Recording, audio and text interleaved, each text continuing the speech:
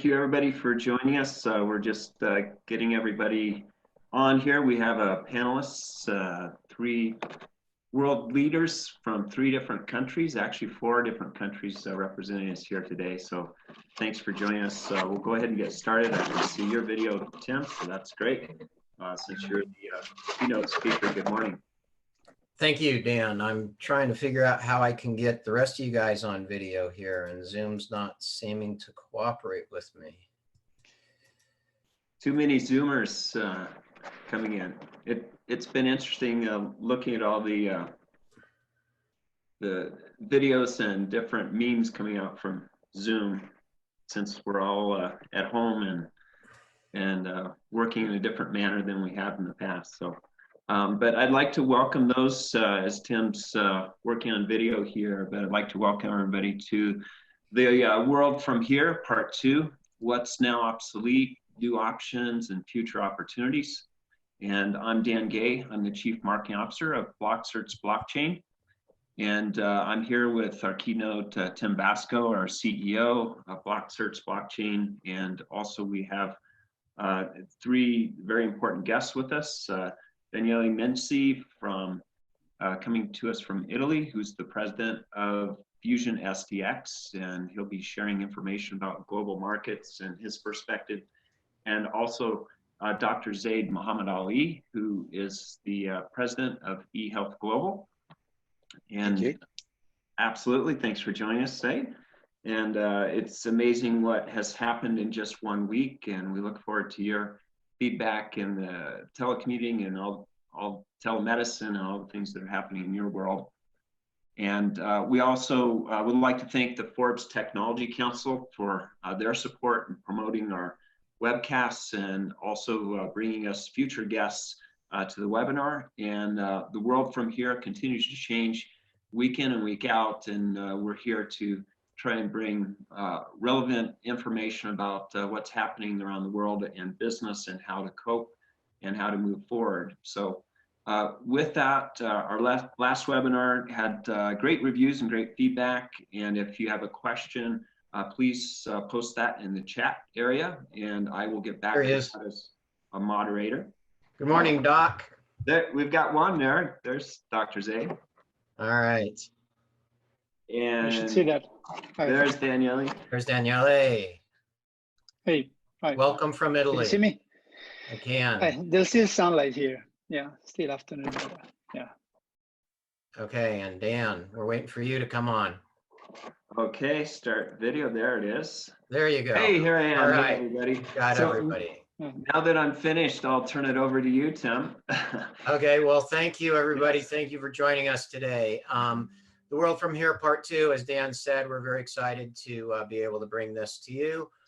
In these circumstances, our goal is always to first allow everybody to take a moment and appreciate everybody that is there and out there fighting these diseases and this difficult time. So please, do what you can to help your neighbors and anybody that is in need, and we're trying to do our best to be helpful as well.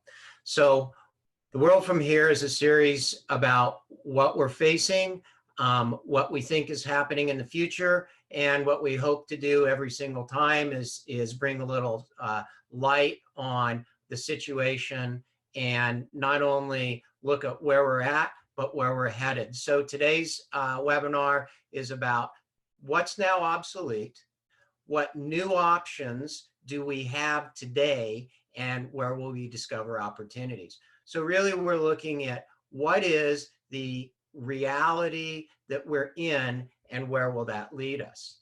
And to start out, what I want to do is look at a little bit of a quote that I thought was really relevant and important that came out just this week.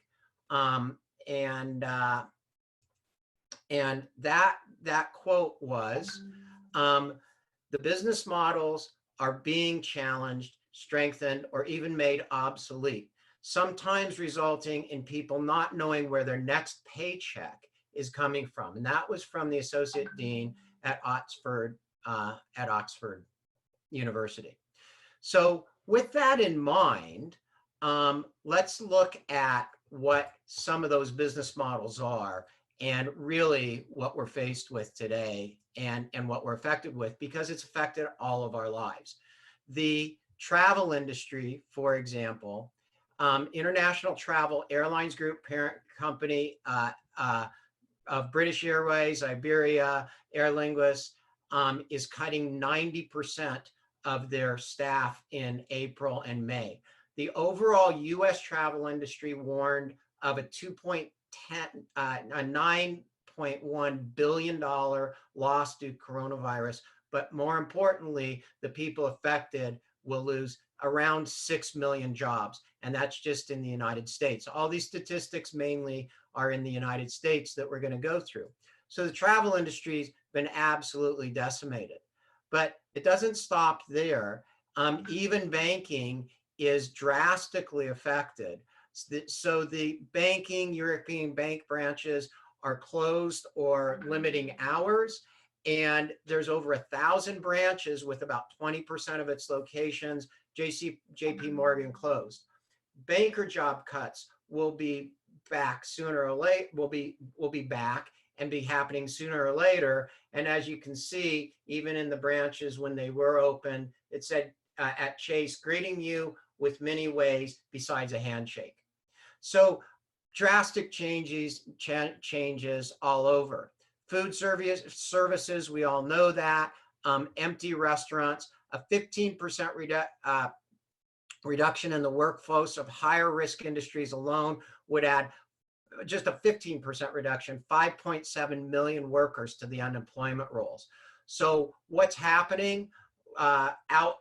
Delivery and food delivery is happening out there. But the question is, can you catch coronavirus from the packaging? The answer is no, you can't. But the reality is that's a fear out there. So what we're looking at is this massive loss of jobs that is predicted to affect younger workers even harder than other workers. Retail, coronavirus layoffs, the latest one, Sephora boarded up shops in shopping malls. And let's just look at what the layoff landscape looks like. And this is a pretty sobering review. So everything from arts and culture, travel, retail, finance, hotels, industry, manufacturing and logistics, restaurants and dining,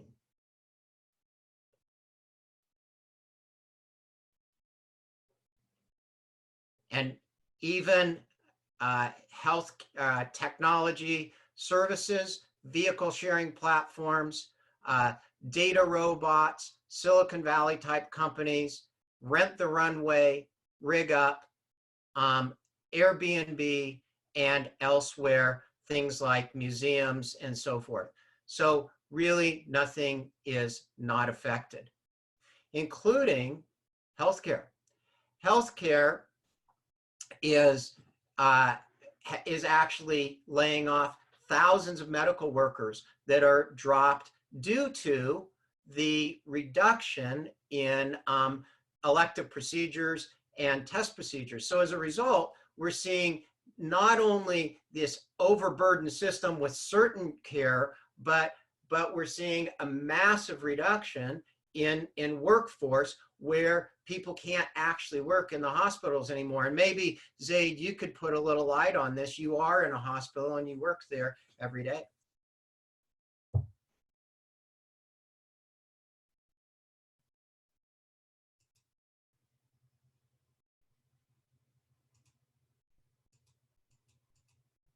All right, can you hear me now? Yes, we can. Perfect, thank you. It was the group mute. Yeah, absolutely. So, Tim, it's very interesting where we're at right now in the healthcare field and the impact, the massive impact that Corona is having.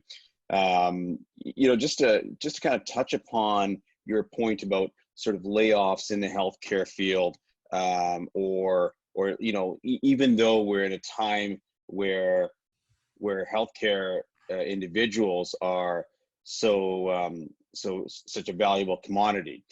So there are obviously parts of the hospital that cannot function anymore. So as a surgeon, for example, the only surgery that I'm doing now is life or limb. So anything, at that with urgent cancers, but anything else, anything that's elective or semi-elective has been thrown out the window right now. So that means that there's a trickle-down effect for those support workers that support that aspect of things as well.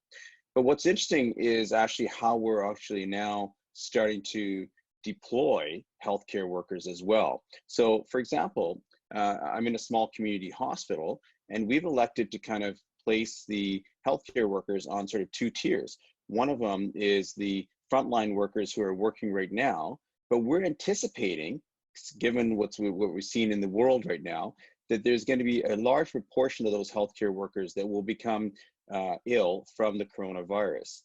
And what we've noticed in other parts of the world is that there is therefore a lack of healthcare workers at that point in time. And so what we've done in our facilities, we've divided up into tier 1 and tier 2. So I happen to belong to the second wave of clinicians or healthcare workers that will step up to the plate. So if and when the first tier of individuals gets ill and are no longer available for healthcare, the second tier will step up and try and help out. So at this point in time, I'm minimizing my interaction with the hospital in order to facilitate that. But this also raises some interesting issues with regards to how we deliver healthcare.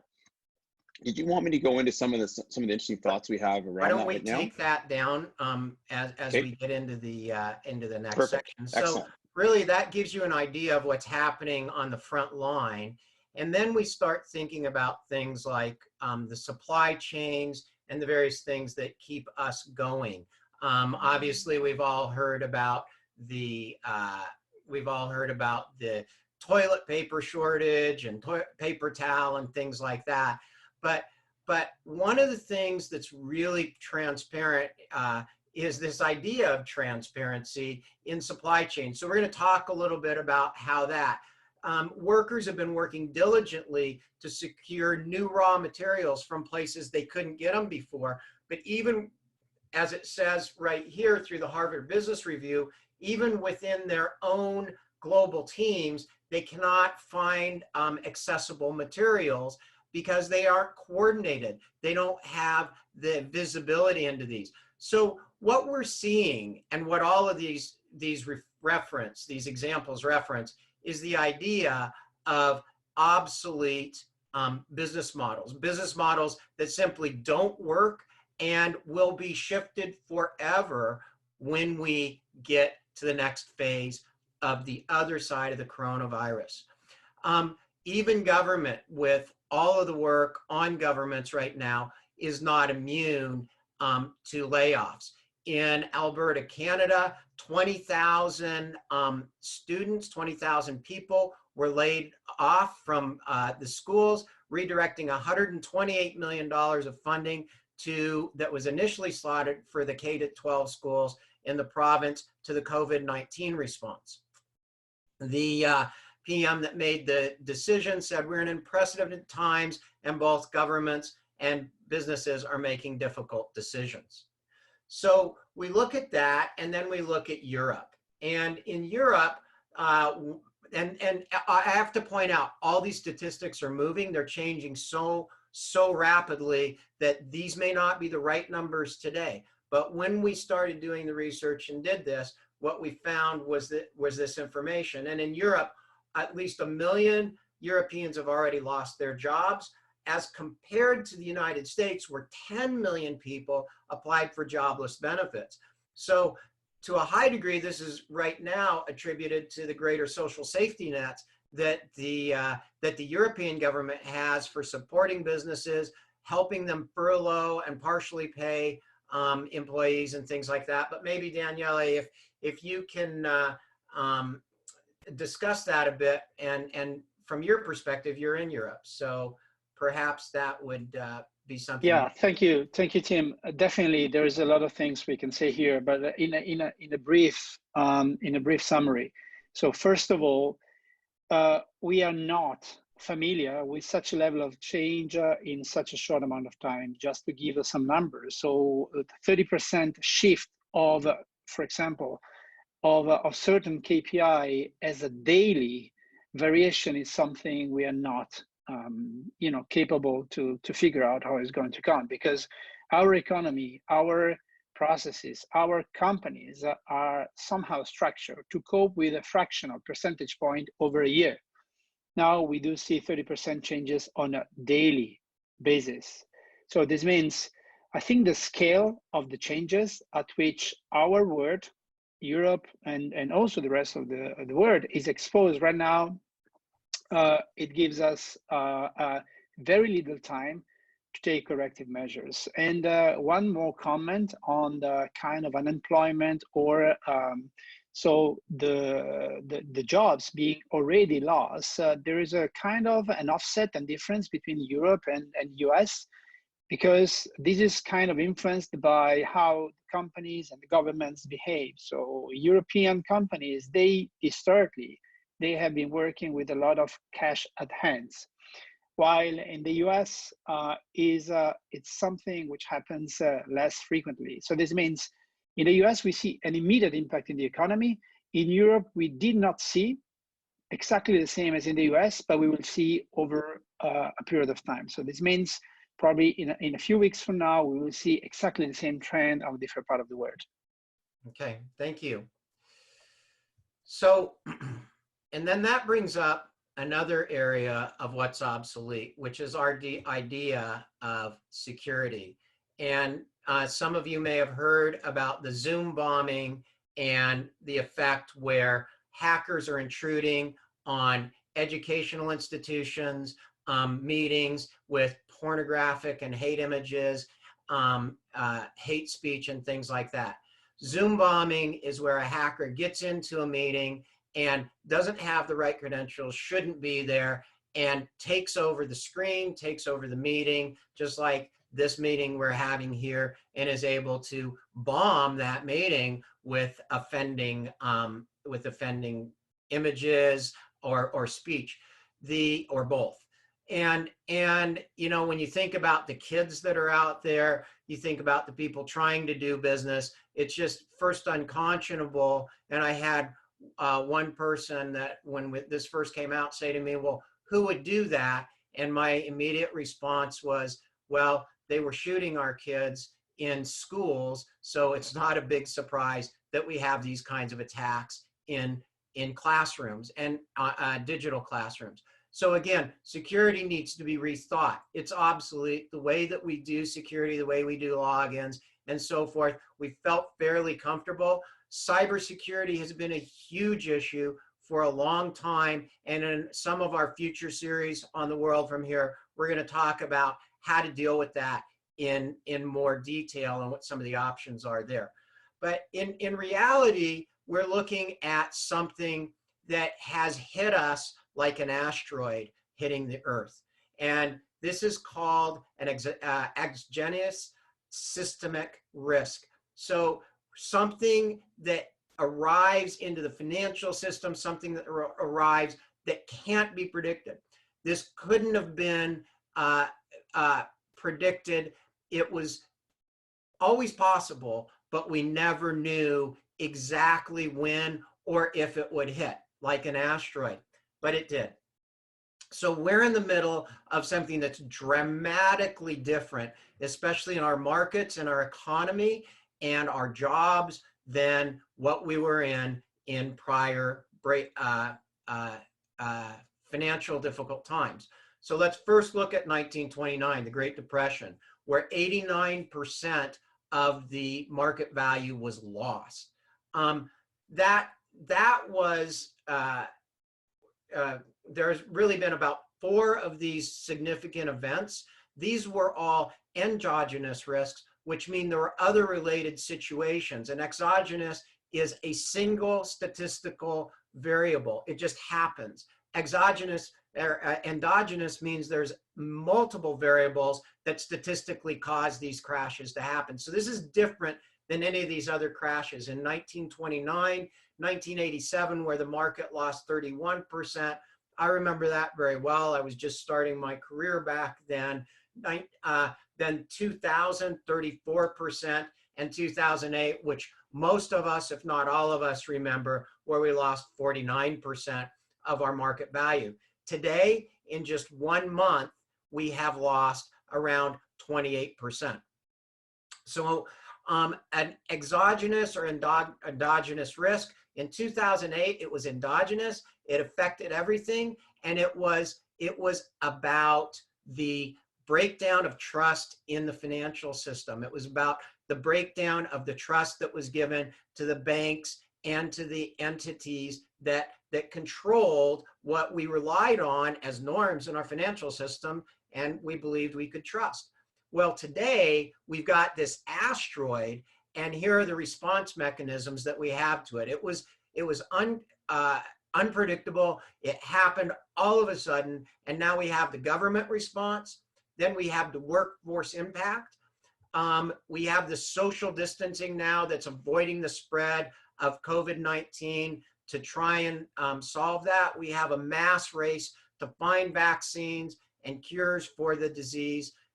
We have the impact on global trade, the impact on global travel, and the impact on financial markets.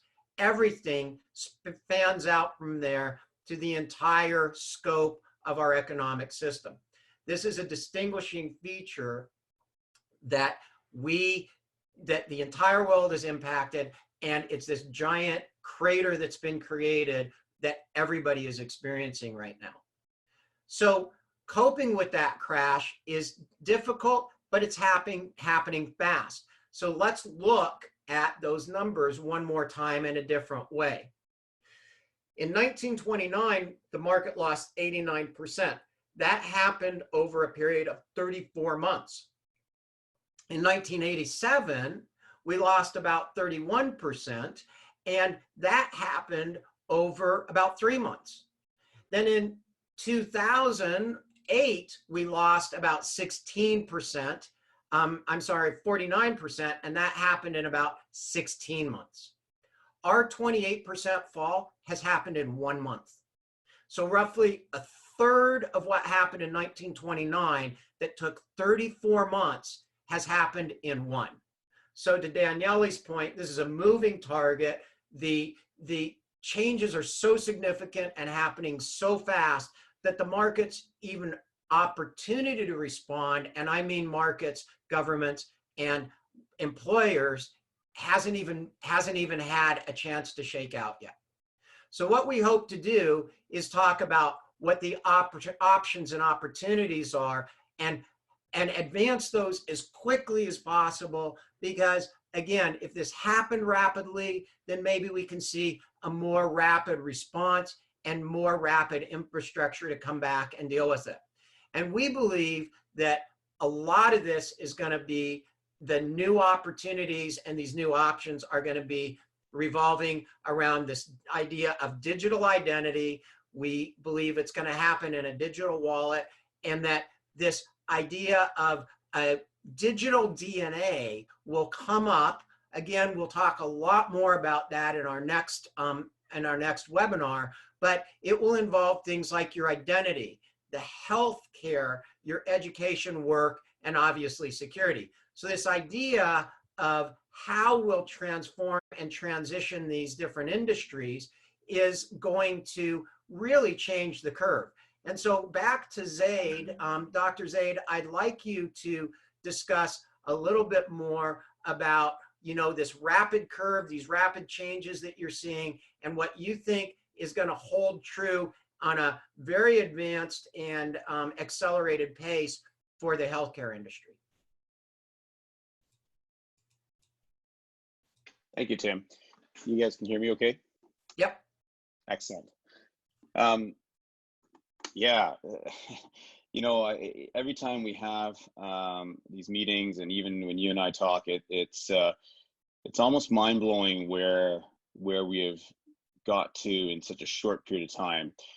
And, you know, just to go back to a little bit of something you touched upon with regards to endogenous versus exogenous factors, the healthcare system is actually also currently under a bombardment of an exogenous factor. And so the way I see it is the endogenous factors are the ones that we can control, whereas an exogenous factor where we don't control.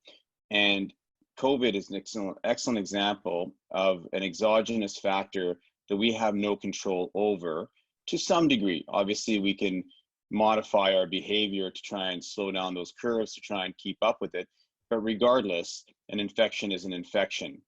And so what this has done is it's actually opened up the markets to some very interesting, or it's opened up healthcare to some very interesting nuances that were probably eventually going to happen.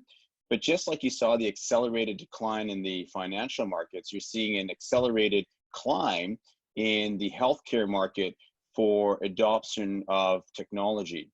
So when I think about it, you know, when you and I have talked about this before. It was interesting the way that you described that from this graph we have here, which is showing the curve of the adoption of the mobile phone as compared to what you believe telehealth will do. Yeah, exactly, and that's exactly, you know, as we've chatted about before, you know, it almost is like that first iPhone that came out. You know, you had a handful of people purchasing it because no one thought they really needed this device, and those were the early adopters. And then you had, you know, larger numbers of people when the next generation came out starting to adopt it. And then there was this tipping point, and at this tipping point, it became the masses adopted it. And now you can't imagine yourself without that iPhone or without that smart device to go forward in life. In fact, you probably couldn't in today's society. So that's what we're seeing in the healthcare system. In terms of the telehealth platform and the digital ability to gather data and use data in the healthcare was present and used by the early adopters for the longest time. More recently, we've seen sort of more people adopting. So we're kind of in that iPhone second generation where there's more people believing in it. But what COVID has done with this exogenous attack has accelerated that dramatically, such that we're now getting into the masses needing to use telehealth. And so that's where we're at. We're at where the masses have now started to adopt telehealth and bringing in the ability to use that. And what's interesting, and what we talked about last time in our webinar, we talked about the fact that even regulatory bodies are recognizing the utmost need to allow for telehealth to take place, so that regulations, tight regulations that used to control how telehealth is delivered have been laxed off. Now, we probably— So how do you see that delivery? Like how do you see that in the future from, you know, comparing where we're at today with delivery of healthcare in the future, and yeah, how that's going to happen? Yeah, exactly. So, you know, I think what we need to do now is, now that we've adopted this telehealth ability and the telehealth platform, we need to be able to support that. And the supports that we need as clinicians is to be able to reach out and gather data from our patients from a remote location in a remote manner. So IoTs are going to be very important. I think that's the next generations. We all wear smartwatches that regulate, you know, that monitor our heart rates. Well, we will now need to adopt and adapt many more IoTs that are gather much more data about the health of our patients so that we can manage them externally. Furthermore, I think we're going to need to look at more security related issues. So when we're transmitting all this information, and as you mentioned, there are these, you know, Zoom bombers, etc.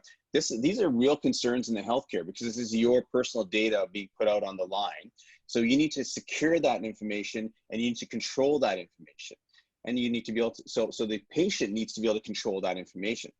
But then that raises a really interesting issue as well, which I hope we can touch upon in the future. And that is, at what point do we stop being who we are when we have such a digital presence of our self-being? You know, so at what point is that self-being more of a presence than we are itself? And I think that that's, you know, one of our next webinars is definitely going to be revolving around that. So how do you see security? Like, how do you see advances in security being dealt with, and what do you believe will be mandated now? You know, to a high degree, we have HIPAA in Canada and HIPAA in the United States and things like that. But those were kind of after the fact. Don't do this. If you do, you're going to get in trouble. How do you see that changing so that, you know, we've got more of a real-time regulatory environment and security environment to really avoid those kinds of issues, violations, if you will, in the first place? Absolutely. So what's unique about this situation in the situation in healthcare is, I think, and this particular time point in our society, is that people are very, very knowledgeable and very advanced in their ability to discern the risks of digital technology. So in the past, I think regulation came from the top down, from government bodies and regulatory bodies. Whereas I think now what we're going to see is a bottom up approach. And that is, me as a consumer of healthcare will want to demand that my data be stored appropriately, but my data be transmitted appropriately. And I think what we're going to see is regulatory bodies trying to keep up with that request and demand. So I think it's very well established in you know, social media. You know, watch what you put on Facebook. You know, watch what's getting out there because it can be manipulated, etc. So people are very much aware of that. So I think what we're doing is we address the consumer, the user, and their need, and therefore their control of their information, and the regulatory bodies will then step in and say, yeah, you're right. We need to do it, whether it's a blockchain technology or what we need to do to try and secure that information that you're now presenting. And so, you know, we're seeing regulations, which is something maybe Daniel can touch on, in finance as well, being not so much bound by the country you're in, or records not so much bound by the EMR that the hospital has about you, but maybe what we've been talking about actually happening now, the PHR, the patient health record, and the patient's permissioning mechanisms that allow that to happen. And you know, Zeid, I know you and I have had this discourse for many, many years now, but for a decade we've been talking about this, and the adoption curve now is here. It has to be here. And there's no more, you know, hem-hawing around of these centralized systems that control all that. Would you agree with that? I totally agree. It's almost like the perfect storm has now come together. The technology exists. The people are aware of the requirements for secure ability to carry their data. But now we have this exogenous factor, a virus, that's causing us to be distanced. And therefore we have to reach out and use the technology. So it's this perfect storm that's come together now of the need, and also the presence of the information and the knowledge that the patient carries as well.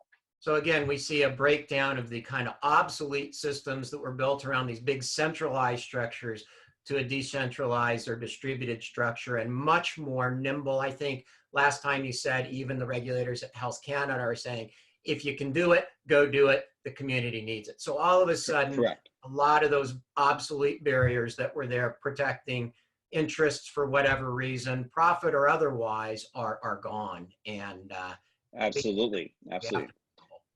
You know, but the pendulum may have swung too far over because of this current threat.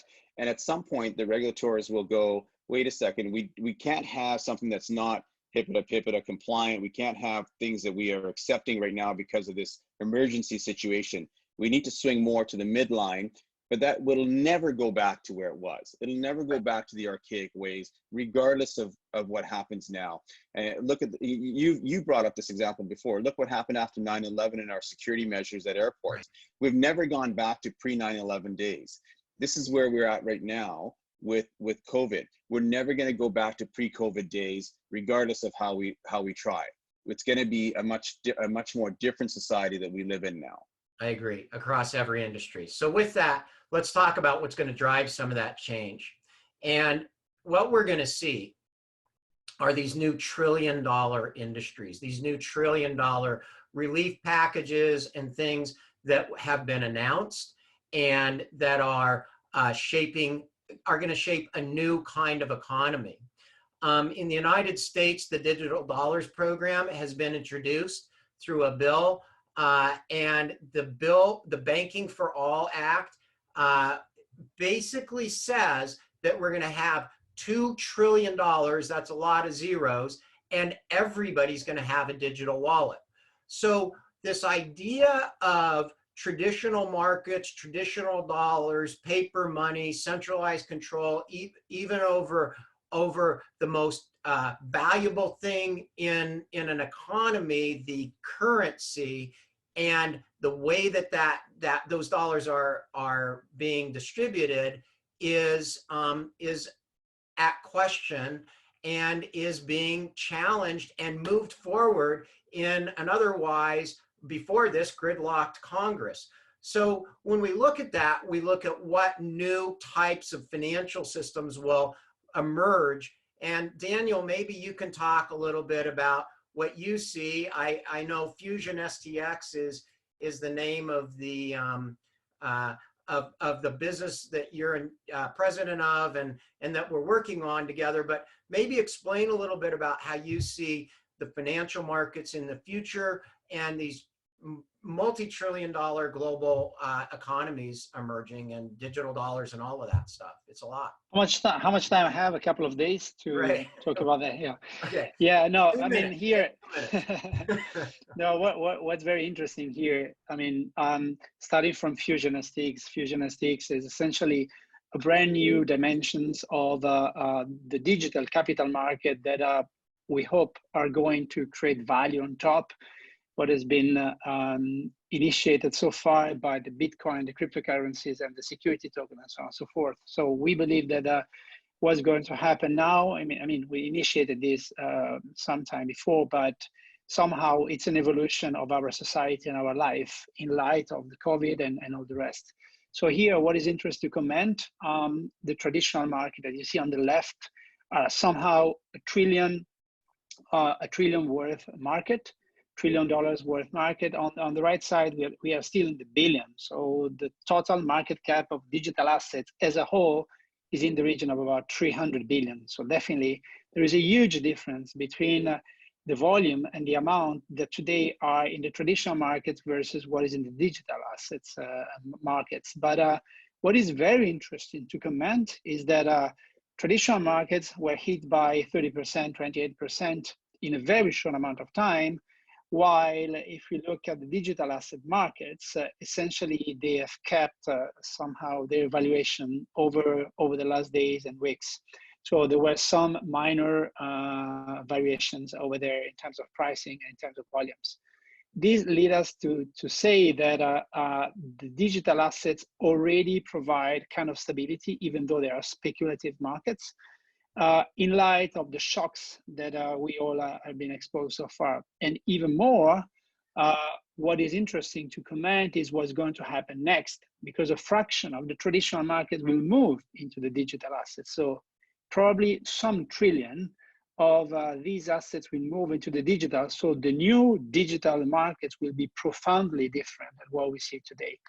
That will be very interesting to shape this from the beginning of the brand new digital markets. So how do you see that shaping up and with this digital dollars program, digital wallets and things like that? You've been in the industry. We've known each other for a few years here and have worked together on some of these forward-thinking new markets, business channels and things like that with finance. Maybe you can just give your opinion on when you throw $2 trillion at a market, that's a big deal.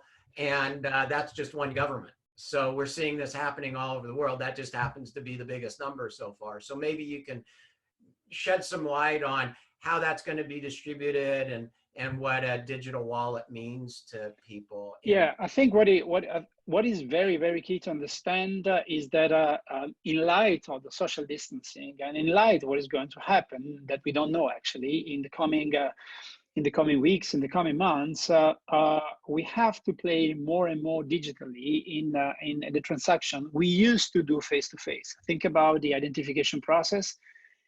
it's most of the time still today, it's a face-to-face. So if you want to open up a bank account, you just need to open up your camera and then and talk to people, or being physically present in the branches. This is going more and more to create a kind of offline check-in or offline onboarding, which create, as you said before, the digital DNA of a person. And the digital DNA needs to have, we call it a wallet, a digital wallet, to play with data in normal life. There will be more and more online. And this means digital financial transactions.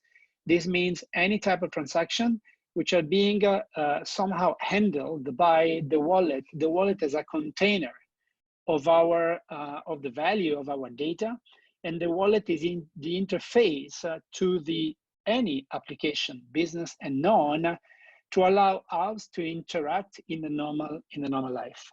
Right. So not unlike what we're seeing here, and this has already started to emerge in fintech. So we do have models, these markets that have emerged to the billions of dollars. The peer-to-peer lending market emerged, and by 2025 it was predicted to be over $500 billion. Now we can see that this digital connection that was already happening. It's been happening since the early 2010 and so forth, and now we're seeing this massive curve just be again accelerated, not unlike what Zeid was talking about with telehealth.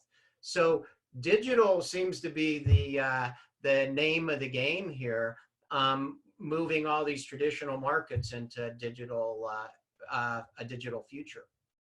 Yeah, and here, so every single industry, if you take fintech and healthcare to biotech, to keep it simple, all of them have been shaped towards individual and specific regulations. But if you think about, there is a common layer across all the industry which touch the identity of a person. So which will be more and more seamless across different industries and across different needs, which stays fundamentally the same. So we want to protect our safety and our health first. So this becomes more and more important.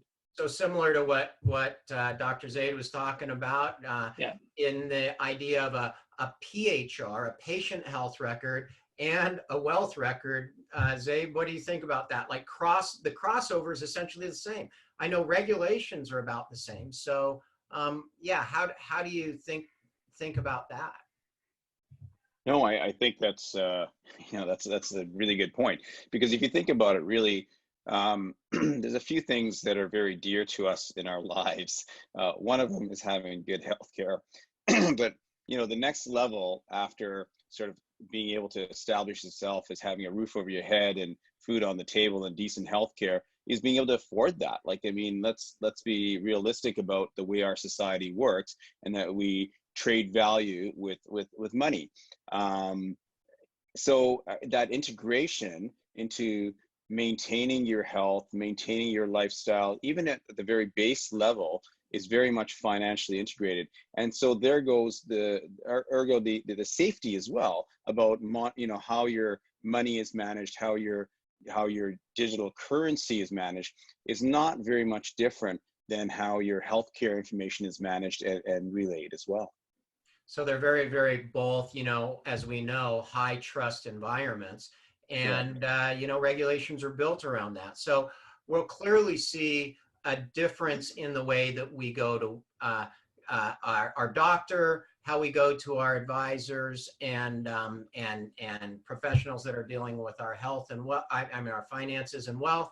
And certainly that will allow us to think on the next idea of this open structure organization model, where we have to rethink employment, we have to rethink work as well. So really these three factors, health first, especially today, our finances, assuming we get through COVID, we have to live, and then how can we earn that living and make sure that retain it and enhance it, and maybe at some point retire and have a happily ever after life. So, You know, one of the things that I'd like to have our team just talk about is, you know, the anywhere global back office, this idea of being digital now. Rethinking about, you know, what was your sector? We've talked about 2 sectors here. In future webinars, we're going to bring in some other really interesting sectors. You know, what will change? If you've got those suggestions, please join our Telegram group at Block Certs, and or our Twitter channel. My Twitter channel is Tim S. Vasco, and tell us, what's your sector? What do you see as changes? Then, you know, we need to rethink this idea of the back office. What is the back office? And if we're gonna put this back office out there, just like we're putting education out there, healthcare out there, wealth out there, we need security. Like, these are our businesses now. How are those secured? How do we know these are actually the employees or the contractors or the vendors or the people behind our business, even the customers? Daniel, you know, we've always used KYC, know your customer. Zaid, you know, we've always used know your patient, know your doctor, right? So these are real situations now for that back office. And then as employers, one of the things that I've been able to thankfully do for years, even this presentation has been made by one of our wonderful full-time team members that started out as a gig worker. And we've been distributing work now for about 7 years globally, but 2 things, that's a 2-sided coin. We can always have employees now anywhere in the world, the more connected we are, or contract support and really solid talent. And also, if you've got those skills, you can distribute those better. You know, so we need those tools for trusted workspaces, secure virtual spaces where we can work, share, and then, you know, carry our work along with us in our mobile devices wherever we go. So some of those tools are there. They're very disconnected right now because they could be. And what we're seeing is this idea of the open structure being brought together in a way that we can do our training, we can do our education, we can have our ideas and ideation and IP all in a secure place, and we can go back to work. So going back to work even is going to be dramatically different. Let me, I'd like to at this point share a video that happened with one of our groups at Oxford. It's a project that's being worked on, and let's just look a little bit about how this might work. Into a worldwide pandemic, the largest part of the economy stopped. Leaders are facing a dilemma. Holding society in quarantine saves lives, but at what cost? But at this very second, there are many individuals in our society that could safely return to work and interact with others at a minimized risk. They have overcome the disease and are immune. To ensure confident interaction with the growing number of such individuals, we are providing a reliable proof of their immunity. All you need is your passport number to create a secure digital identification represented by a QR code. This can be done at an authorized medical facility. The antibody test of the test center shows that you are immune. The result is registered with your ID tamper-proof on the blockchain. By scanning your QR code, the blockchain returns your certificate of immunity and your passport number. Let us speed up economic recovery and return back to our normal lives. Join us in realizing the Immunity Certificate Project. So hopefully you guys could hear that. It got really loud there for me.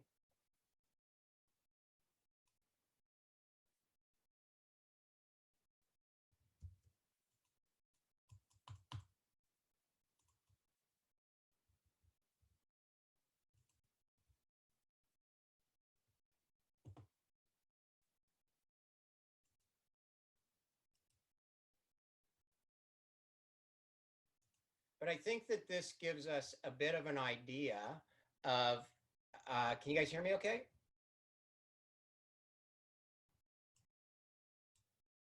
Hello?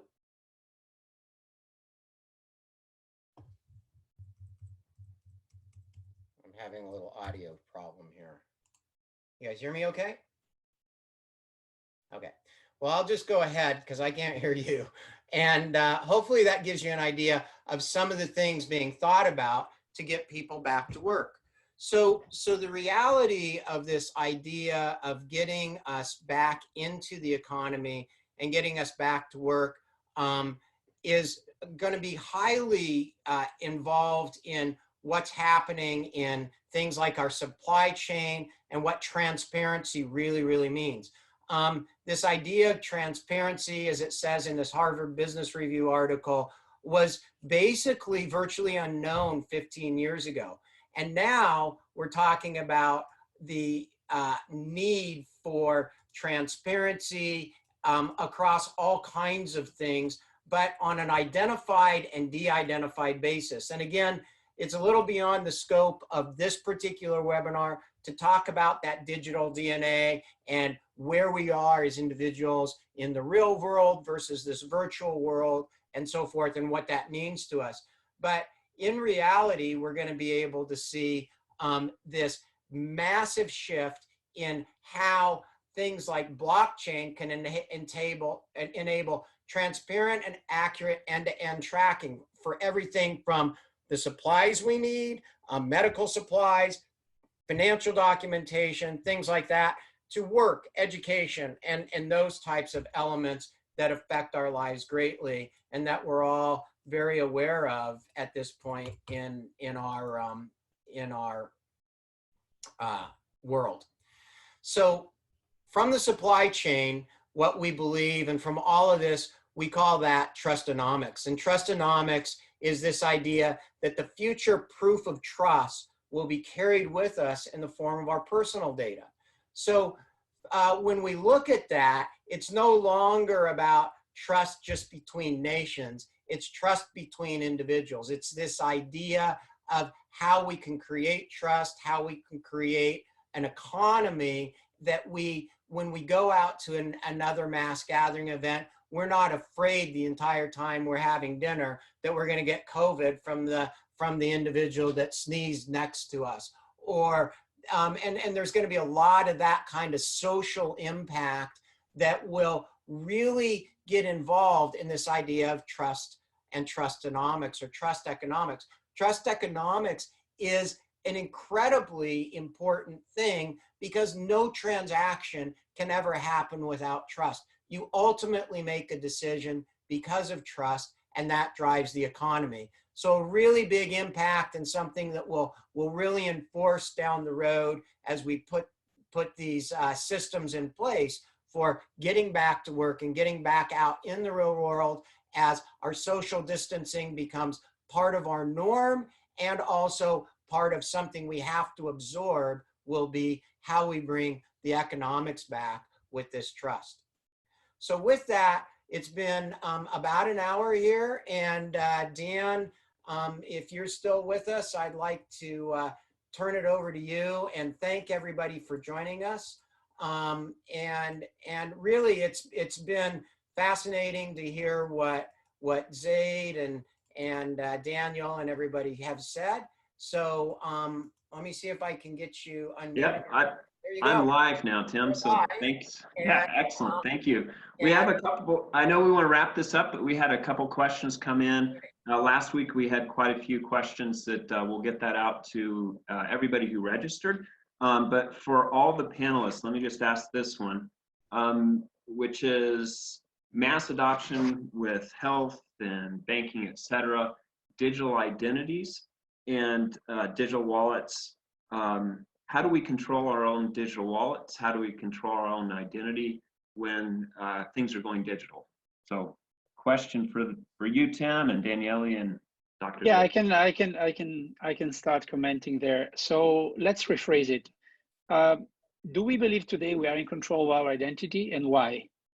So probably, yeah. No. The point is that today we feel somehow in control of our identity because it's linked to our person, it's physical, and somehow we can go to whatever office losing all the documents and someone would be able to recognize it.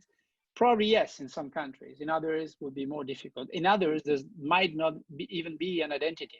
If we think this as a whole, so being a 7.6 billion in this planet, and not in every single country where we can be better or worse, if we tackle this from a worldwide perspective, today the reality is there is a big imbalance depending to who you're asking this question. And identity, it's something which is linked to us. It can be anything, and is not our face, is not our date of birth, which at the end is being asked by someone, so you can put whatever you want. So identity is it's kind of a subjective, objective variable.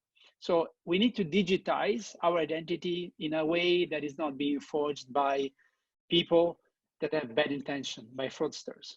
So, and we have technology at scale today which can enforce the creation of this identity all along. That's number one. And number two, In fact, I was just is, going to point out, sorry. Daniele, that is what a digital wallet is. And Yeah, it's that's what I want to say. Yeah, it's interesting today if you go into like a Google search, and I've done that. If you look at digital wallet, all that comes up is cryptocurrency. But as you and I know, the fundamental she's not. Yeah, the fundamental technology underlying that is the idea of creating sovereignty and provenance and immutability in that data. And really a digital currency is just a piece of identified data. Yeah, So- and if you think about your wallet today, in your physical wallet, what do you have? You have your identity documents, and you have your cash, your money, and credit card. Passport, whatever, right? Yeah. Yeah, and today, if you ask someone, do you have a digital wallet that contains your identity that you can use anywhere to be identified seamlessly? And the answer is no, it does not exist. Exactly. And I've got my healthcare card in there too, Doc. Exactly. Right. So, I was going to say that there's also an interesting nuance that I thought about, Daniele, as you were talking about this, and that is that I commonly hear about infringement of civil liberties. And so, people are maybe rightfully so, or maybe in a misinformed manner, worried that by becoming a digital entity that we infringe upon our civil liberties. A good example is the tracking that's being used for COVID incidences currently in Asia, where apps are being used, to track people who are COVID positive to help, maintain or contain the virus itself.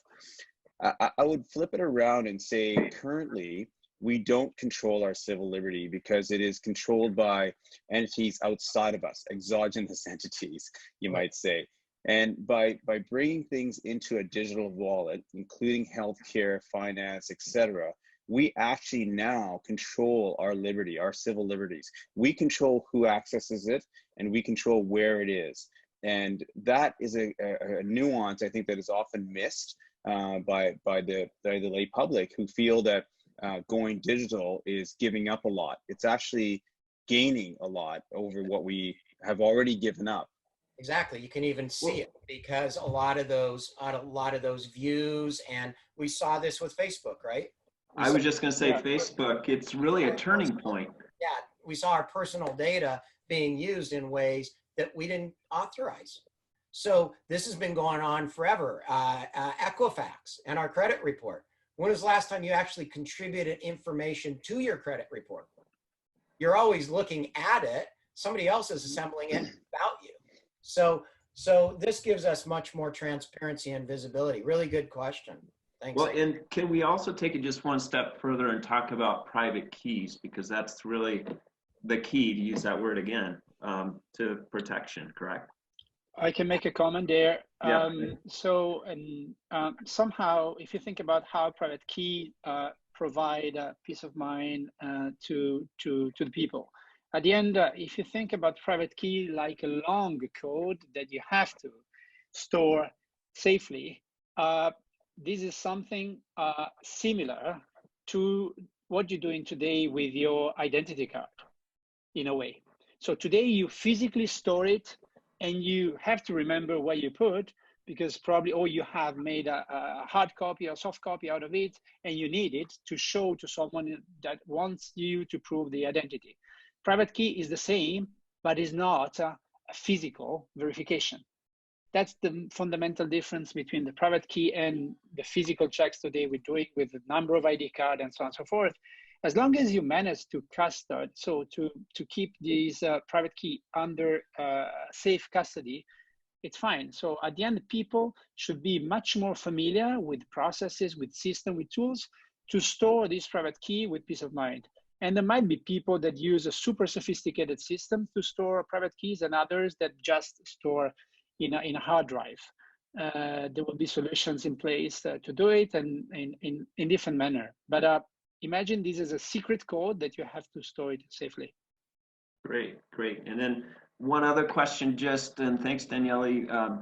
I think this is for you, Dr. Zeid, which is, how do we get to promote mass adoption, and what's the best way to promote mass adoption for Health Cert and PHR? Yeah, so I think there's a couple of things that we can do to help this along. I mean, I don't have all the answers here, but one of the important things and one thing that I keep going back to Tim with is that we have to sort of simplify and de-technicalize or demystify blockchain. Because when you say blockchain, people automatically think cryptocurrency, and they don't really have necessarily the knowledge base or the desire to understand the technology. So one of the things that we can do is we can move away from what our vehicle is, which is the blockchain, and actually promote what the use is, which is, for example, healthcare in my instance, or finance, or et cetera. So the idea is to simplify the concept, deliver the concept about what is the problem. The problem is, controlling your civil liberties, controlling your healthcare data, having knowing that you can do it in a safe and secure manner, knowing what your supply chain is, knowing where, for example, one of the areas we deal with is with cannabis, and knowing, for example, where your cannabis came from, how it's delivered to you. Is it the best medicine you want for you? How do you modify it? All of that information needs to be stored in a very secure, private manner. So for my patients, I don't necessarily need to tell them that this is done on a blockchain and try and explain how that encryption helps them. What I need to do is have them understand what have they given up already in storing cloud-based storage, and how can we correct that, and what are the tools we have to correct that. So I think that is one of the key messages that I drive home when I talk to groups, whether they're other clinicians or patients or interest groups, is that I don't, and that's partly because I don't really have the technical knowledge to jump in with blockchain information, but more so because I think the important thing is telling them where the deficit is and how we can fix it. Yeah. Well, and Tim, you quite often talk about Netflix. Well, and again, I'd love to keep going on questions here. There's some great questions out there, but that's why we keep doing these podcasts and webinars. So next week, Dan, I believe we've got another podcast, 9:30 on Friday. We do. Well, what I suggest we do is we'll gather these questions. There's a lot of questions. We're here to answer and help and support. And we really want to see what the world is from here, and how we can create these opportunities and options given the obsolete mechanisms that we've seen today and that we've just covered. So I want to thank everybody for being part of this. We will do a podcast next week, another webinar with some other guest speakers in 2 weeks. And again, stay safe, believe in what we're doing here as a world and a globe. There's no country here. We're borderless. We'll probably bring that up too, but we're now a borderless planet, all coming together. And it happens with each one of us. In the words of Mahatma Gandhi, you must be the change you wish to see in the world. I hope for every one of you, you can be the change, and that you can totally be part of the evolution, and that your families, your health, your safety is first most paramount, and then those around you. Great. Thank you very much for joining us. Thank you for our Thank panelists. you. Thanks, Daniele. And Thank you. Dr. Zeid. Thank you very much. Thanks, everybody. Thank you. Thank Have a you. nice day, everybody. Be safe. Be safe. Be safe. Stay home.